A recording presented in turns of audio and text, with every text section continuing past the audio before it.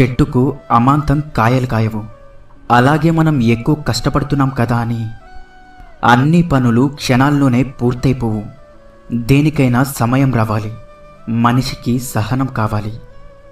మెదడులో ఒక ఆలోచన పుట్టి అది మనసు నమ్మగలిగితే దానిని ఖచ్చితంగా సాధించగలం. అర్థమైందనుకుంటా. మీ ఆలోచనల పట్ల విశ్వాసంతో ఉండండి.